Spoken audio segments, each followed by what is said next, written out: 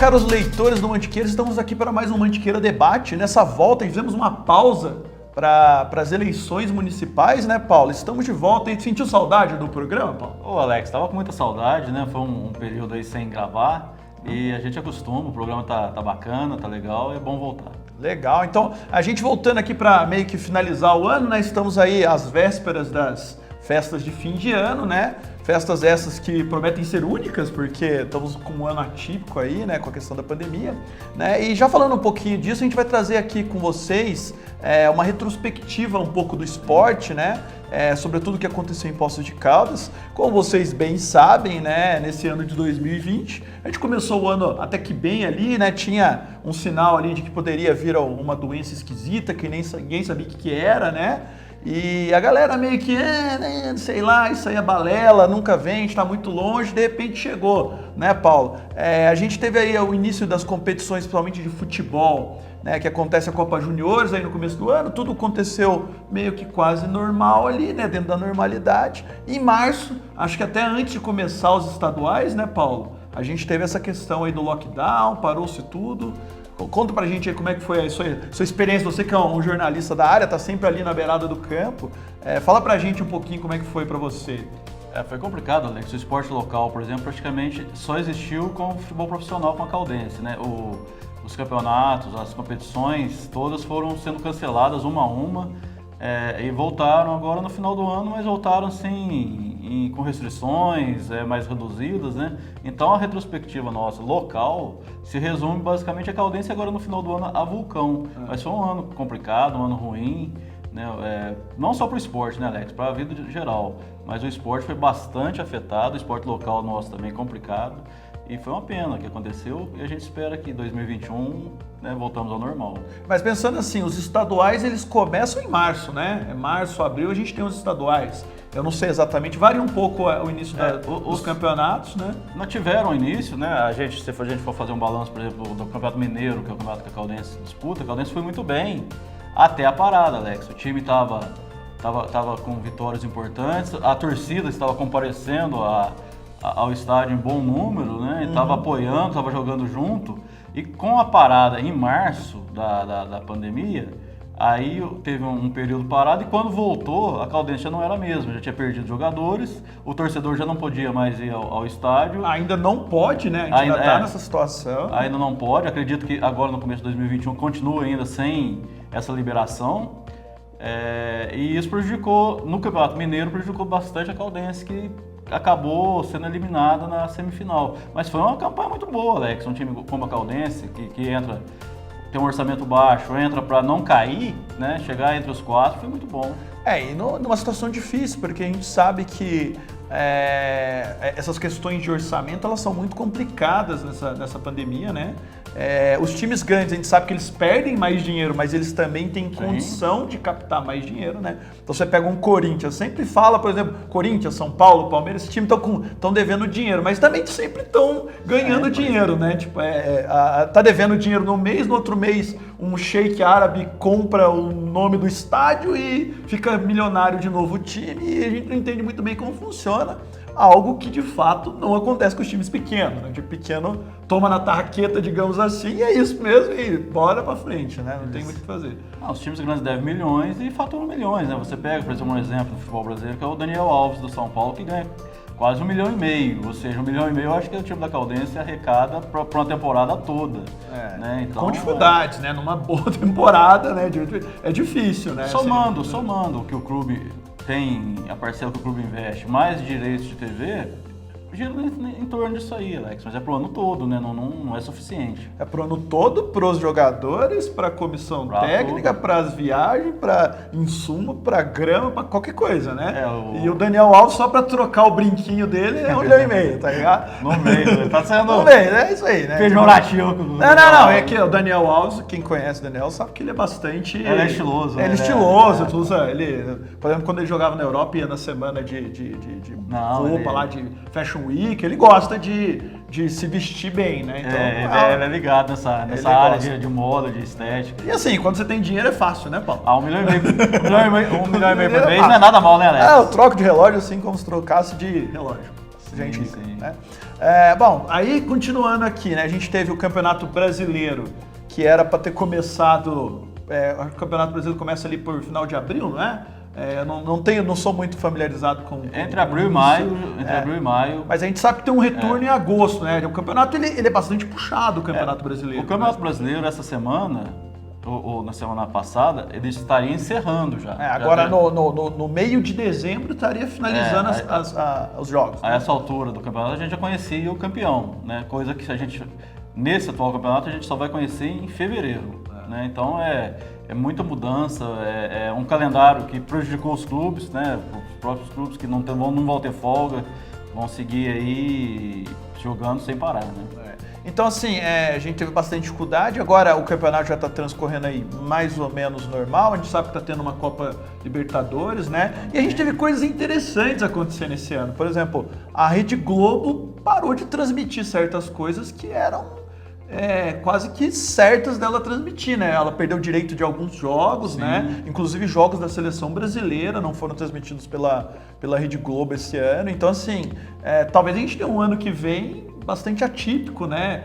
Quem sabe com mais emissoras transmitindo os jogos, os campeonatos. A gente viu alguns torcedores falando, mas eu não sei mais onde eu assisto o jogo agora, porque eu tenho que ficar caçando onde vai passar o jogo do meu time, né? Mas é uma situação inusitada também. É uma mudança interessante, Alex. Essa semana, por exemplo, eu assisti um jogo da Libertadores pelo Facebook, que é uma plataforma que entrou também para dar uma opção. Ou seja, eu acho bom essa diversidade, essa variedade, né? O jogo do Palmeiras na terça-feira também passou pelo SBT, né? Era impensável você assistir um jogo pelo SBT até pouco tempo atrás. A Globo quase perdeu a Fórmula 1 também, né? Parece que está na negociação de renovação, mas assim, é uma diversidade que eu acho que é interessante, Alex. Você tem a opção, o cara não gosta do narrador X, mas ele tem a opção de ver ali com o narrador Y, né? É bom isso. A gente sabe que em vários lugares do mundo os direitos de transmissão são de uma associação que representa os clubes e não de fato de uma emissora em si, né? O que permitiria, por exemplo, várias emissoras transmitir vários jogos diferentes, né? E não deixar isso tudo centralizado em apenas um lugar, né? A gente vai ter que ver como é que isso vai funcionar, né? A maior perda que eu acho, Alex, é os jogos da seleção brasileira. Por mais que o Brasil não ganhe mais nada, que está tentando se acertar novamente, buscar aí uma Copa que toda a Copa do Mundo, será que vem agora o Hexa, título, né? O título, e não está vindo, e não está vindo em campanhas ruins do Brasil, mas o torcedor se acostumou a acompanhar os jogos do Brasil. E o que está acontecendo é que nos jogos do Brasil, fora do Brasil, nem Globo nem ninguém está conseguindo transmitir. Você não tem nem informação direito. Ou seja, isso aí é ruim, né? Pra gente que cresceu acompanhando a seleção brasileira. E até para o pessoal que trabalha com esporte, porque evidentemente que o jornalismo, principalmente o de interior, não tem essas informações do Brasil jogando no Catar, né? Assim, não é fácil você acessar imagens disso se não tiver ninguém representando a transmissão do jogo lá, né? É bastante complicado e quem acaba mais perdendo é o próprio torcedor, né? Eu acho que só reforça esse estereótipo, né? Que as pessoas falam do Brasil. O brasileiro só torce quando tá ganhando, né? Mas também a emissora só transmite, por exemplo, quando tá ganhando, né? Então, como é que você vai torcer quando não tá ganhando? Você não tem nem como torcer, né? E que acaba sendo um negócio meio triste, né? A gente teve outros eventos esse ano que também foram prejudicados, evidentemente, que não só o futebol, né? Você acabou tocando aí no assunto Fórmula 1, né? Que é um esporte mundialmente conhecido, né? O Brasil tem essa gana pela Fórmula 1, né? De Ayrton Senna, temos Fittipaldi, depois Barrichello, temos vários representantes, Felipe Massa, né? Que agora está correndo em outras categorias, né? A Fórmula 1 que tinha prometido para esse ano que vem várias alterações, né? Nas regras dela, e aí com essa pandemia em 2020, várias dessas regras foram meio que proteladas para os anos seguintes, e esse ano, finalmente, depois de vários anos aí, por um acontecimento muito triste, né, num acidente, a gente teve a volta de um brasileiro na Fórmula 1, inclusive essa corrida nem foi transmitida em rede aberta, né, tipo, que é muito estranho, né, o Pietro Fittipaldi, né, acabou, por uma questão de acidente, acabou entrando na corrida lá, e assim, é sempre bom você ter notícia de que tem um brasileiro. brasileiro voltando para a corrida. Né? A gente mais das antigas, a gente acostumou com brasileiros na Fórmula 1, né? Sempre teve. É igual seleção, né? Seleção brasileira e um brasileiro na Fórmula 1 representando bem o país era algo que era quase que certo, né? É muito estranho, né?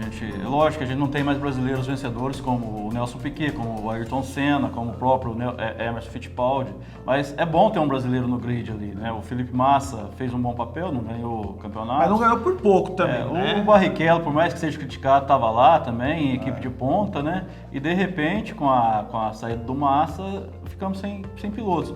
O Pietro é uma promessa, Alex, né? Ele está numa equipe pequena, ele ainda é piloto de teste, ele está substituindo, né? Mas, assim, é uma possibilidade mesmo numa equipe pequena, você ter um atrativo a mais no domingo para ver a Fórmula 1, né? Mas é aquilo, Alex. A Fórmula 1 hoje, por exemplo, nem sempre ela é transmitida pelo canal aberto. E também não é todo mundo que tem acesso à TV fechada, né? Então tá ficando muito restrito essas transmissões. Tem transmissões, inclusive, da Fórmula 1 que só acontecem pelo GE, né? O Globo Esporte online, né? Às vezes não tem nem transmissão na TV fechada, inclusive. Aí né? entra outro problema. A pessoa tem que ter internet também. Não é todo mundo que tem acesso à uma internet. boa internet, né? Inclusive, acho que nem seria ideal assistir no celular, porque a transmissão da Fórmula 1 não é feita para você ver em telas pequenas, né? Tem muita informação.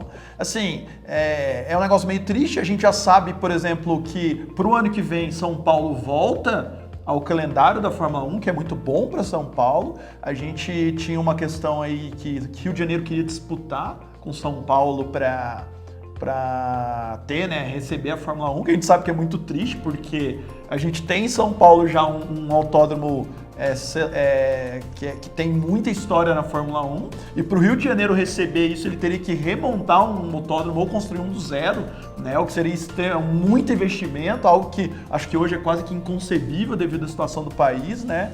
E fica essa questão de, em vez de brigar por uma outra categoria, fica brigando pelas mesmas coisas, no fim acaba todo mundo perdendo dinheiro, né? Aí entra a política, né, o Alex, que aliás a política ultimamente, ela interfere em assuntos que antes não interferiam. O Jair Bolsonaro, que é o presidente, ele quer o Grande Prêmio do Rio, né, e a campanha dele foi para lá e aí entrou uma briga com o Dória e o Dória, nessa queda de braço, acabou levando a vantagem. Mas não é que levou vantagem, é que São Paulo já está tradicional, tá tudo né? pronto, é caríssimo montar um autódromo. A gente sabe que não é só montar o autódromo, né? Então, por exemplo, se de repente Poços de Caldas resolve que quer ter Fórmula 1, cara, não é só montar o autódromo. Não. Tem toda uma infraestrutura, ele tem que ter um padrão internacional, tem comprimento, tem um monte de coisas que você precisa respeitar, que é muito caro, né? O Rio de Janeiro, na realidade, o Rio de Janeiro tem o autódromo, que é o Jacarepaguá, né? Que já recebeu, inclusive, Fórmula 1, já recebeu Fórmula Indy, mas está parado sem receber essas competições há muito tempo, né? O autódromo ele ainda existe, mas na onde é o autódromo foi construído o Parque Olímpico das Olimpíadas. Sim. Então, assim, eles falam que até dá para recuperar o traçado original do autódromo dentro do Parque Olímpico, o que seria muito fantástico. Mas a proposta não era essa. A proposta era pegar um outro terreno fazer um autódromo do zero. Inviável. Assim, eles estavam calculando cerca de 700 milhões de reais só para poder pleitear a vaga de sediar a Fórmula 1. Né? Inicialmente o investimento seria esse, 700 milhões, só para pensar e falar, não, a gente está apto a fazer o negócio. Então, assim... E tem um pronto, né? Quilômetros de distância, mas tem um prontinho. Tem um pronto, né? Com toda a rede hoteleira envolvida, tem todo um sistema ali, e é um autódromo de padrão internacional com história dentro do automobilismo. Com história bonita. Fantástico, né? Um outro assunto que bombou muito esse ano, ou que deveria ter bombado muito, mas acabou ficando quieto, né? Seria as Olimpíadas que o Japão sediaria, né, Paulo? A gente sabe que a gente passou por isso aqui no Brasil, né? A gente sediamos um evento olímpico que teve ali, né, o seu foco no Rio de Janeiro, mas acaba atingindo o país como um todo, até porque a gente já vinha de uma Copa do Mundo, né? E a gente sabe que as cifras investidas nesse tipo de evento são bilionárias, né? Não só por parte do governo que vai receber, mas por parte de toda a economia que gira em torno de receber essas pessoas que viriam, né? Que vieram no Brasil e que viriam, né, para o Japão, que iria para o Japão, né? E simplesmente foi cancelado, né, cara? É um prejuízo muito grande, Alex, não só financeiro quanto para o esporte, né? Você imagina os atletas se preparando, a gente, Poços de Caldas, nós temos o Renato Rezende, por exemplo, que a gente acompanha mais perto, e o Renato estava já ponto de bala para representar mais uma vez o BMX na Olimpíada e teve que... Ele é um atleta olímpico, Ele né? é um atleta olímpico. Inclusive, na Olimpíada do Brasil, ele acabou participando de transmissões como comentarista também, né? Na realidade foi o irmão do Renato, que foi o comentarista, que é o... Não foi o Renato? Eu Não, lembro não, dele também. O Renato participou como atleta e o Duda Rezende, que é irmão do Renato, Certo. como comentarista Então, da Sport. então acho que eu estou confundindo os eventos. Talvez tenha sido um outro evento e não da na Sport Olimpíada. TV. Essa Olimpíada agora do Japão é a terceira Olimpíada. O Renato, acredito que ainda vá para a Olimpíada agora em 2021. Um rapaz novo, né? Ele construiu uma pista de BMX, inclusive na sua casa aqui em Poços de Caldas, e onde ele treina. Mas os treinos principais do Renato também não são feitos no Brasil, são feitos nos Estados Unidos, ele treinou um período agora em Portugal. Mas só para falar um pouco do Renato, que é local. Cancelar um evento como Olimpíada, o Alex, é um prejuízo inestimável, mesmo que daqui a um ano, mas assim... Não vou dizer que cancelou, né? Eles meio que falaram que não teria data para fazer e estão falando que vai ser agora esse ano, né? Tem que acontecer, senão não acontece, Alex, senão só 2028, né? Eu acredito que esse ano aconteça, tá saindo, já temos vacina, né? Já estão fora do Brasil, já está bem adiantada essa vacinação. Então eu acredito que tem, sim, Alex, as Olimpíadas. Só que tecnicamente, como é que vão estar esses atletas que tiveram um ano prejudicado de preparação, de treinos? Né? Então é prejuízo não só financeiro, como esportivo.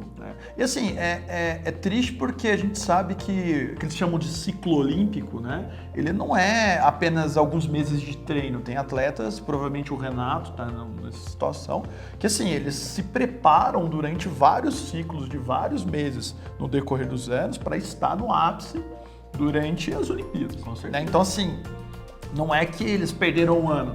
Muitos desses atletas acabaram perdendo 3, 4 anos de treino, porque eles estavam se preparando para estar numa situação.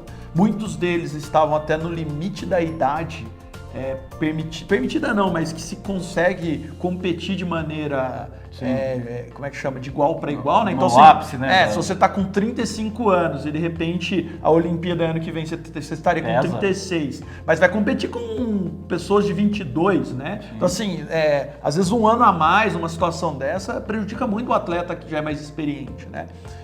Assim, Alex, fisicamente, tecnicamente, né? Você perde um ano, né? Um ano faz diferença, dependendo da idade do atleta. Pro atleta de ponta, sim, faz né? Faz diferença, sim. É muito...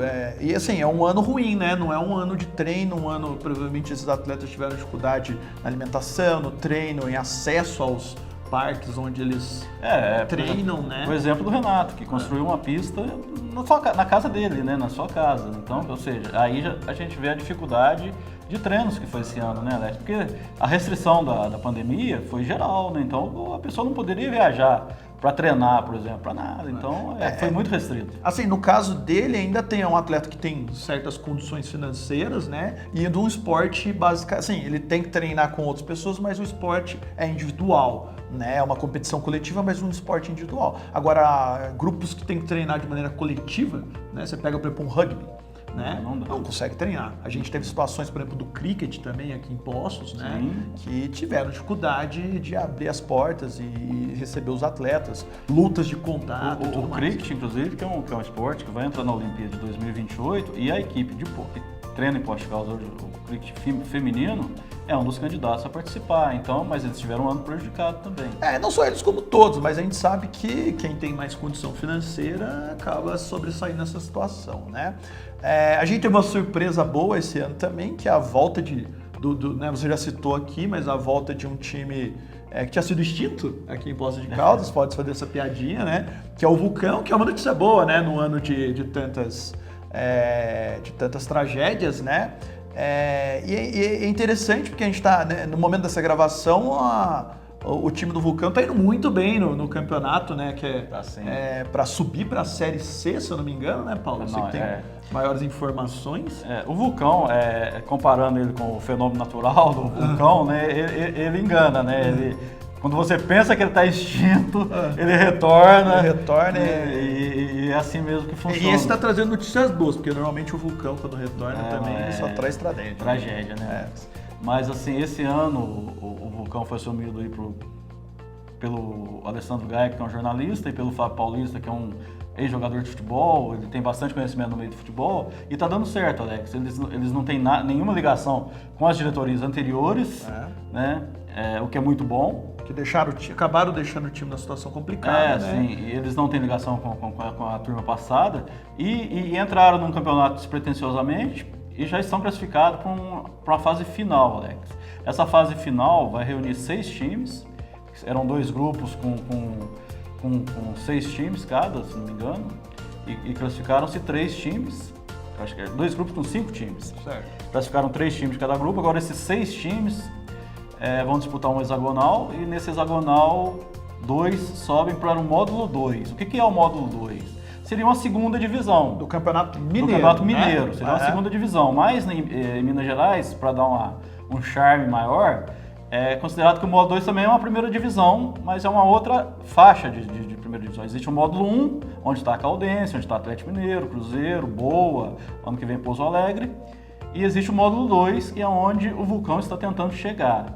Né? Ou seja, ele ainda não vai estar indo num patamar que a Caldense está hoje. Está, digamos, uma terceira divisão e talvez suba por uma segunda divisão. Sim, né? sim. Então ele não vai estar no patamar que a Caldense está hoje, mas com possibilidade de chegar. Sim, para um outro ano. Para 2022. Então é uma perspectiva boa. Joga nesse final de semana, né? É um jogo que só vale para definir colocação de tabela. Depois vai dar uma parada de final de ano. E retorna no comecinho de janeiro com essa segunda fase. E é uma notícia boa porque a proposta do Vulcão é de fomentar o esporte local, né? Eles vêm com a proposta de usar jogadores da região aqui, da cidade de Poços de Caldas. Então, assim, é uma situação um pouco diferente da Caldense, que a Caldense é nacional já, né? É um time que muitas vezes tem mais jogadores de fora do que da região aqui, né? Então, é uma proposta diferente, é legal ter isso na cidade, né? A proposta do Vulcão foi essa, Alex, de trazer os jovens de Poços de Caldas, dar uma chance pro menino daqui, tá no time profissional. Tem bastante menino de Poços de Caldas, mas na competição, Alex, houve uma mescla, né? Chegaram alguns jogadores indicados pelo treinador, que é o Paulinho Ceará, jogadores vamos dizer assim, mais rodados, com mais experiência, jogadores às vezes trazidos por um ou outro empresário.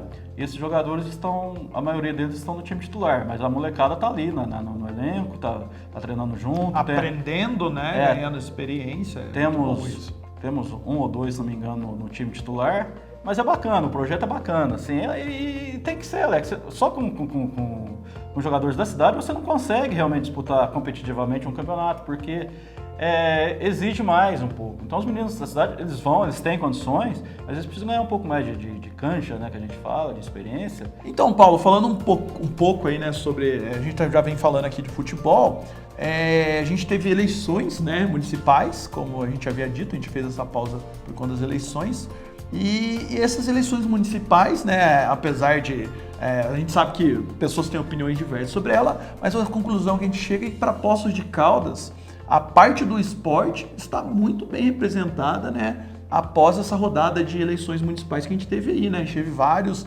representantes do esporte sendo eleitos para cargos importantes, não é verdade?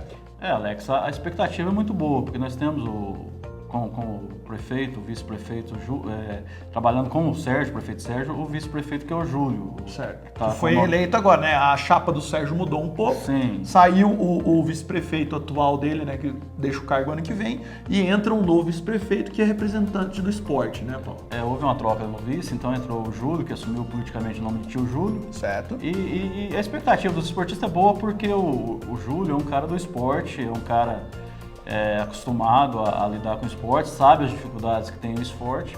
E em entrevista que ele deu ao Mantiqueira recentemente, ele prometeu brigar pelo esporte, lutar, de buscar melhorias, de buscar apoios, de buscar soluções, né, para melhorar o esporte Poços de Caldas. Então é uma expectativa muito boa quanto a isso, porque capacidade o Júlio tem, né?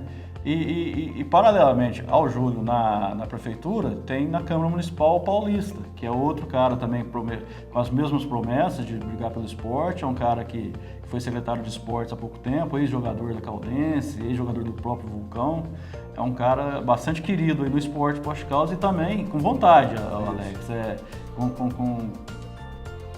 querendo brigar pelo esporte, de batalhar nos bastidores, né? Então é nos bastidores do esporte pós-Caldas, nós estamos com perspectivas muito boas. E a gente espera então, Paulo, que tenhamos um ano aí, tenhamos um mandato aí de 4 anos, né? Com melhores possibilidades para o esporte, né?